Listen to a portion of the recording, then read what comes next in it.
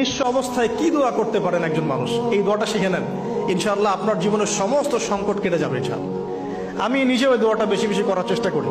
দোয়াটা হচ্ছে, মুসা আলাইহিস সালাম একটা গাছের নিচে হেলান দিয়ে বসলেন, বসে দেখলেন দুইজন মেয়ে দাঁড়িয়ে আছে দূরে, পানি নিতে পারছে না, লোকজন পানি নিয়ে যাচ্ছে, ওরা দাঁড়িয়ে আছে বেচারি।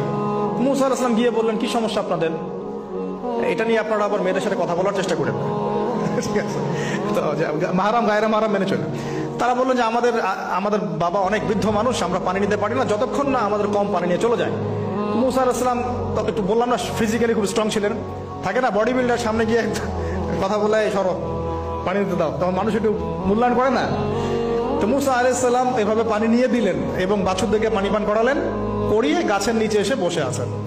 বসে বসে তিনি দোয়া করছেন, এই যে দোয়াটা তিনি দোয়া করছেন, রব্বি, একটা নেক কাজ করলেন, নেক কাজ করলেন না, মানুষের উপকার করলেন, নেক কাজ করে এসে গাছের নিচে বসে দোয়া করছেন, আল্লাহ এখানে তো আমার খাবার পানি বাসস্থান কিছুই নাই, আমি কি করব? রব্বি ইন্নী লিমা আনজালতা ইলাইয়া মিন খায়রিন ফাকির, রব্বি ইন্নী লিমা আনজালতা ইলাইয়া মিন খায়রিন ফাকির। আবার বলেন, রব্বি ইন্নী লিমা আনজালতা ইলাইয়া মিন খায়রিন ফাকির। অর্থ হচ্ছে, হে আল্লাহ, তুমি তোমার পক্ষ থেকে আমার উপরে যে নিয়ামতগুলো দিবে, আমি এর জন্য ফকির হয়ে বসে আছি। আল্লাহ অর্থ বুঝে পড়বেন ভাই, নামাজ রোজা হজ জাকাত যাই করেন আল্লাহর ওয়াস্তে অর্থ বুঝে পড়বেন। অর্থ বুঝে পড়লে আপনার ইবাদতের স্বাদ পাবেন, তৃপ্তি পাবেন, আল্লাহর সাথে কানেকশন হবে, আল্লাহর নূর পাবেন, মাআরিফত পাবেন, সত্য স্বপ্নও দেখবেন তখন ইনশাআল্লাহ। তখন সত্য স্বপ্ন দেখবেন ইনশাআল্লাহ। আল্লাহ পাক তৌফিক দান করবেন। এবার আল্লাহ পাকের সাহায্য নেমে আসলো, ওই দুই মেয়ের মধ্যে একজন হেঁটে হেঁটে চলে আসছে। এবার এই মেয়ের হাঁটা সম্পর্কেও কোরআন কথা বলেছে, সুবহানাল্লাহ। এই মেয়ে কিভাবে হেঁটে এসেছে এই হাঁটার বর্ণনাও কোরআন দিয়েছে। কোরআন বলেছে এই মেয়ে হেঁটে আসছে লাজুক পায়ে। এখন আপনি এই পুরো ওয়ার্ল্ডের মেয়েদের হাঁটা দেখেন, লজ্জা আছে? তাহলে মেয়েদের সাথে লজ্জা একটা গভীর সম্পর্ক আছে। এই মেয়ের প্রশংসা আল্লাহ পাক কোরআনে করলেন, লাজুক পায়ে, লাজুক ভঙ্গিতে, অবনত নয়নে সে হেঁটে আসলো। এখন আপনি কেলে যান, গো টু খেল, আপনাদের টুইন টাওয়ারে যান, দেখেন সবার হাঁটা চলা দেখেন। হায়া লজ্জার কোনো বালাই আছে এখানে? আমি গত লেকচারে বলেছিলাম যে আদম আলাইহিস সালাম এবং হাওয়া আলাইহিস সালাম, ইবলিস তাদের সাথে প্রথম যে আচরণ করেছে ওই ফল খাওয়ানোর পরে, সেটা কি?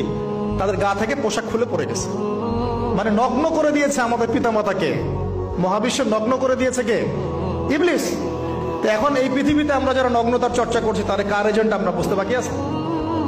আমার কথা কি বুঝতে পারছেন কিনা? এই কানেকশন মেলানোর চেষ্টা করেন, ডটসগুলো মেলানোর চেষ্টা করেন। সামনে যাই প্রিয় ভাই, এই মেয়ে এসে বলছে, আমার বাবা আপনাকে ডাকেন, আমার বাবা আপনাকে ডাকছেন। তিনি গেলেন, বাবা শুআয়ব আলাইহিস সালাম।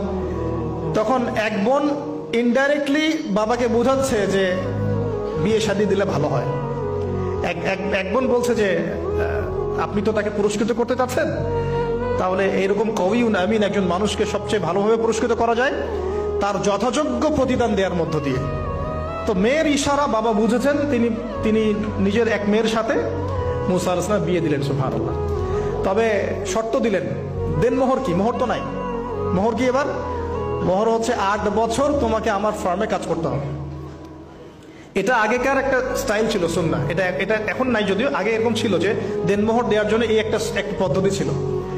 যেমন ইয়াকুব আলাইহিস সালামের ক্ষেত্রেও এরকম 7 বছরের কথা আসছে, তিনি 7 বছর তার শ্বশুরের ফার্মে কাজ করেছেন। এটা নতুন ছিল না ওই সময়, এটা কমন ছিল।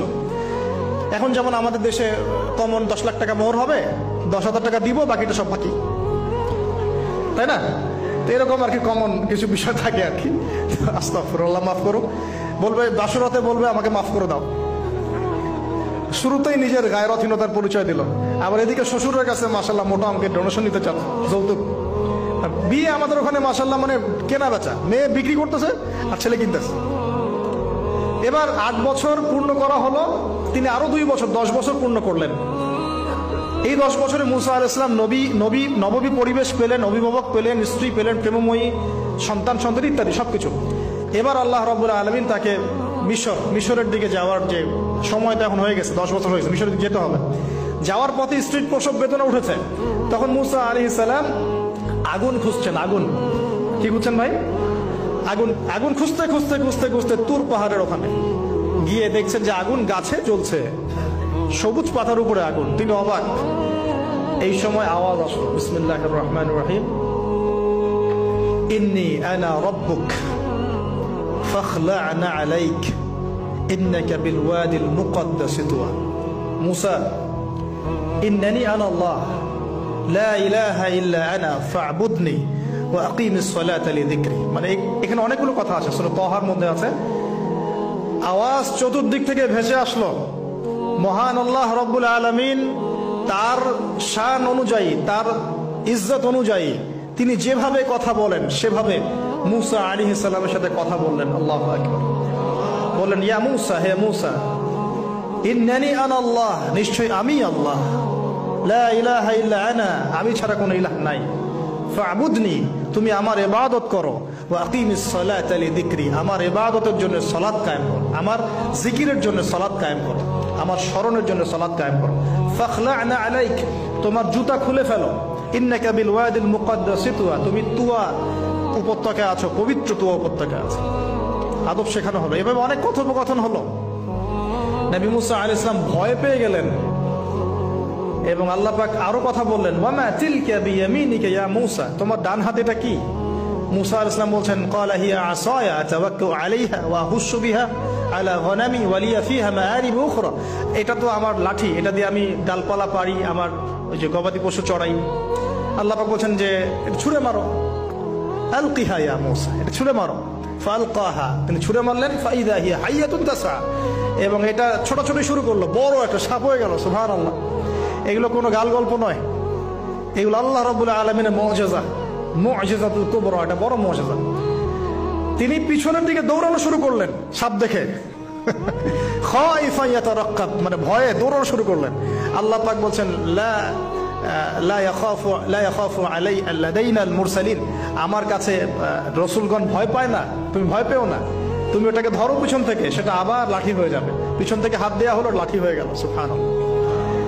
এবার বলছে যে তুমি তোমার বগলের নিচে হাত ঢুকাও। মুসা আলাইহিস সালাম বগলে হাত ঢুকালেন, বের করলেন, হাত থেকে টর্চ লাইটের মতো আলো বের হওয়া শুরু। এটা দ্বিতীয় নিদর্শন। কেন দেয়া হলো নিদর্শন? এবার আল্লাহ পাক তার দায়িত্বটাকে বলছেন, তোমাকে নিদর্শনগুলো কেন দিলাম, তোমাকে মনোনীত কেন করলাম, কেন তোমাকে মনোনীত করলাম? মুসা, তোমার কাজটা কি? তোমার কাজ এখন এটা, ইযহাব ইলা ফিরআউনা ইন্নাহু তাগা, তুমি ফিরআউনের কাছে যাও। ফিরআউন সীমা লঙ্ঘন করেছে, মনে আছে ফিরআউনের কথা? সীমা লঙ্ঘন করেছে। তখন মুসা আলাইহিস সালাম তার অপারগতা প্রকাশ করছেন এভাবে, তিনি বলছেন, আল্লাহ, আমার তো জিহ্বার জড়তা আছে, আর আমি তো ওখানে এক ব্যক্তি, আমার খুনের অভিযোগ আমার কাঁধে, আমি এখন কিভাবে কি করবো আল্লাহ? তখন আল্লাহ রাব্বুল আলামিন বলছেন, এই দোয়াটা করো। কোন দোয়া? মুসা আলাইহিস সালাম বললেন, রব্বি ইশরাহ লি সাদরি, হে আল্লাহ, আমার বক্ষ প্রশস্ত করো, ওয়াসসির লি আমরি, আমার কাজকে সহজ করে দাও, ওয়াহলিল উকদাতাম মিন লিসানি, আমার জিহ্বার সমস্ত জড়তা দূর করে দাও, ইয়াফকাহু কাওলি, যাতে মানুষ আমার কথা বুঝতে পারে। আর আমার সাথে আমার পরিবারের মধ্য থেকে ওয়াজআলনি ওয়াজিরাম মিন আহলি, আমার পরিবারের মধ্যে একজন ওজির আমাকে দাও, সাথী। হারুন আখি, আমার ভাই হারুনকে দান করো। সুবহানাল্লাহ। হারুন আলাইহিস সালামকে নবুয়ত দেয়া হলো, দুজনকে আল্লাহ পাক এখন বলছেন, ইযহাবা ইলা ফিরআউন, তোমরা দুজন এখন ফিরআউনের কাছে যাও। ফাইন্নাহু তাগা ফাকুলা লাহু কাওলান লাইয়িনা, তবে তাকে গিয়ে কর্কশ ভাষায় কথা বলবে না, নরম স্বরে কথা বলবে। দায়ীদের এখানে সুন্নাহ, দায়ীদের জন্য শিক্ষা আছে, দায়ী আলেম যারা মুবাল্লিগ তাদের শিক্ষা আছে। ফিরআউনের সামনে গিয়ে দাওয়াত দিলেও কিভাবে দিতে হবে? ফাকুলা লাহু কাওলান লাইয়িনা, নম্রভাবে কথা বলো। লাআল্লাহু, কেন নম্রতার সাথে? লাআল্লাহু ইয়াতাযাক্কারু আও ইয়াখশা, হয়তোবা নম্রতা প্রদর্শন করলে সে উপদেশ গ্রহণ করতে পারে, অথবা সে আল্লাহকে ভয় করতেও পারে। আল্লাহ পাক তো আগে থেকে জানেন সে ঈমান আনবে না, তারপরেও আমাদের আদব শিখাচ্ছেন আল্লাহ পাক এখানে। তারা দুজন চলে গেলেন, দাওয়াত দিলেন।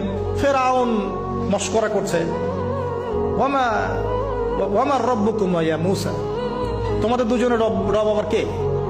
হ্যাঁ, মুসা আলাইহিস সালাম বুঝাচ্ছেন, রব্বি আল্লাযী, আমার রব সেই রব যিনি জীবিতকে মৃত করেন, মৃতকে জীবিত করেন, ইত্যাদি। মানে যার হুকুম ছাড়া একটা গাছের পাতাও নড়ে না, যিনি মাটি থেকে সব উৎপন্ন করেন, বৃষ্টি বর্ষণ করেন, সব বুঝালেন। ফিরআউনের বক্তব্য তখন এটাই ছিল, তোমাদের কাছে কি কোন নিদর্শন আছে, কোন আয়াত নিদর্শন আছে? হ্যাঁ, নিদর্শন আছে। কি? লাঠি ছুঁড়ে মারলেন, সাপ হয়ে গেল। এখন ফিরআউন বলছে, এটা তো জাদু, এটা কি? আমার জাদুকররাও এটা পারে, জাদুকরদেরকে ডেকে না হলো, জাদুকররাও লাঠি ছুঁড়ে মারলো, সাপ হয়ে যাচ্ছে। কিন্তু এই বড় সাপ ওদের সব সাপকে খেয়ে ফেললো। তখন ফেরাউন কিন্তু ভয় পেয়ে গিয়েছিল। এরপরেও এই হাত বের করে আলোর এই নিদর্শন দেখানো হলো, তাওহীদের দাওয়াত দেওয়া হলো, ফেরাউনকে ভয় করতে বলা হলো, ফেরাউনকে সতর্ক করা হলো যে আমার রব, আপনার রব, সবার রব হচ্ছেন আল্লাহ। সবকিছু বোঝানো হলো, কিন্তু ফেরাউন এই কোনো কথাই গ্রহণ করলো না।